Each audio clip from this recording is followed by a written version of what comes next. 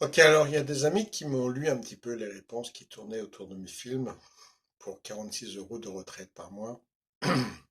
D'abord, il faut savoir, peut-être l'avais-je déjà dit, que j'ai passé ma vie à faire des missions humanitaires, bénévolement. Donc évidemment, ça ramène pas beaucoup d'argent pour la retraite. C'est mon problème, c'est mon choix, c'est ma responsabilité, je me sens concerné par les autres. Ok. Ensuite, effectivement, j'ai droit à la hache. Et heureusement, j'ai été voir un monsieur à la mairie qui a fait un très bon travail et qui m'a fait gagner des mois de protocole. Parce que si j'avais dû passer par la cave, par le truc et le machin, j'aurais pris encore 3 ou 4 mois de protocole dans le nez. Alors effectivement, par ce monsieur de la mairie, il a très bien fait son travail. Il m'a dit, effectivement, ils ont fait une erreur. Voilà, ils ont oublié de communiquer entre services. Ils ont fait une erreur. Donc depuis le mois d'août, enfin fin juillet, j'ai touché l'argent et depuis, plus rien. Donc, en théorie, je dois toucher beaucoup d'argent parce qu'en théorie, la CAF me doit beaucoup d'argent. En théorie. Je pense qu'il faut vraiment arrêter en France de se cacher derrière la théorie, la magie de la théorie. Parce que cette magie, elle vous présente plein de choses qui sont totalement irréalistes. C'est aussi simple que ça. Donc, effectivement, après un protocole de papier hyper accéléré grâce à ce brave monsieur de l'Amérique qui a vraiment fait un très bon travail, comme je le disais, je devrais toucher de l'argent dans un certain temps. Alors, la CAF est tellement fautive par rapport à l'argent qu'elle me doit, qu'elle me doit plus de 5 000 euros. Et au-dessus de 5 000 euros, l'argent doit être contrôlé par un contrôleur, par une autorité quelconque. Donc, au lieu de dire, mince, on vous doit plein d'argent, donc vous devez être dans une mer de noix, ils disent, ah bah oui, attendez, c'est quand même un montant élevé, donc on doit contrôler, donc ça va prendre plus de temps. Et on continue comme ça. En attendant, j'étais obligé de laisser tomber mon appartement. Donc maintenant, je vis dans un semi-squat parce que c'est avec l'autorisation d'une personne très gentille. Donc en théorie, ça devrait aller, mais j'ai pas de contrat, j'ai rien.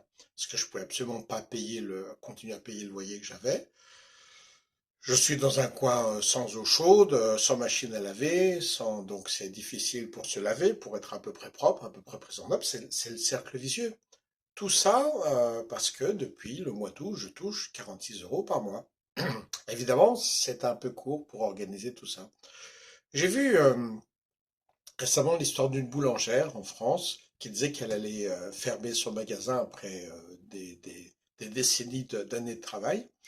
Et ensuite, il y a eu à cause des factures d'électricité, et ensuite il y a eu quelqu'un responsable au gouvernement qui a dit, nous avons parlé avec cette boulangère, nous avons tout organisé, nous avons baissé les tarifs, ça va être dur, mais ça va passer. Et après, il y a sur Sud Radio, Berkoff, qui a fait une interview de cette femme et qui dit, alors est-ce que vous avez été en contact avec cette dame du gouvernement? Il dit, absolument pas. C'est un mensonge total. Donc oui, c'est vrai, j'ai droit à la hache. Et sauf que quand je vais chez le boulanger ou pour payer mon loyer, je dis, en théorie, j'ai droit à la hache, mais je l'ai pas. Parce qu'ils ont fait des erreurs dans les dossiers. Donc un jour, ça va venir, mais en attendant, ben, ils me disent, va crever ailleurs.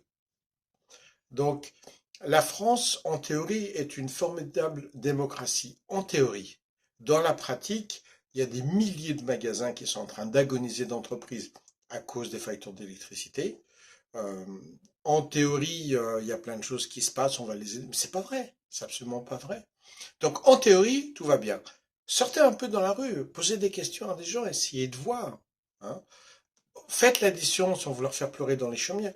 La vie d'aveugle, c'est un peu gonflant, vous voyez, vous avancez là pas, vous cognez, vous trouvez rien, vous allez dans un magasin, il faut l'aide de quelqu'un. Euh, un peu d'humanité, quoi. Je veux dire, moi, les gens que j'ai aidés dans ma vie, que j'ai continué à aider, ils étaient moins dans la merde que moi maintenant. Et je vois des messages de genre, oh oui, mais s'il n'a pas beaucoup travaillé, tant pis pour lui, mais il a droit à la hache, tout ce que vous voulez.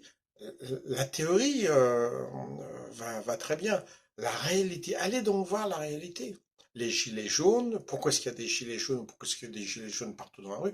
Arrêtez de rêver et de vous cacher derrière, oh, j'ai mon bouclier de théorie, avec mon bouclier de théorie, la France est parfaite. Ben non, elle n'est pas parfaite, je suis désolé, mais alors loin de là. Loin de là. La démocratie, elle est loin, loin derrière quand même. Hein. Parce qu'il y a un moment. Et quand je parle avec certaines personnes, ils me disent, bah oui, bah c'est normal, maintenant c'est une grosse somme qu'ils vous doivent. Donc il faut qu'ils vérifient, donc ils vont prendre leur temps.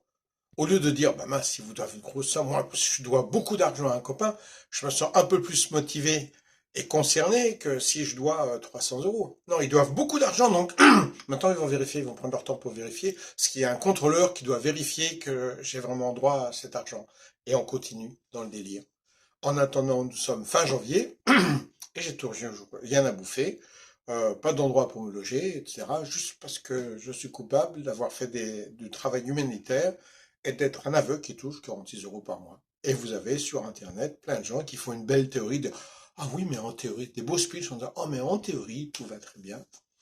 Ben oui, ben, en théorie, je sais pas quoi, en théorie, je suis heureux et comblé puisque je suis encore vivant avec mon cœur bas. Donc ça pourrait être pire. Hein. Euh, Quittez la théorie, retirez vos lunettes de théorie, essayez de regarder le monde tel qu'il est vraiment.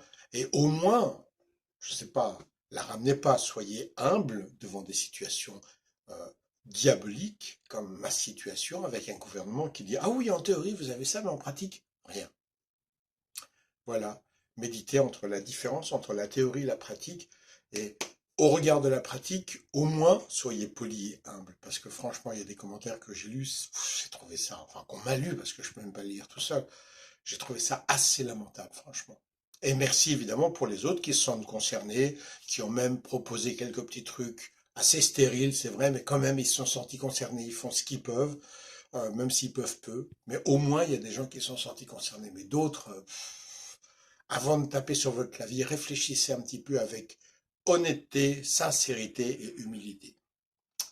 Merci, au revoir.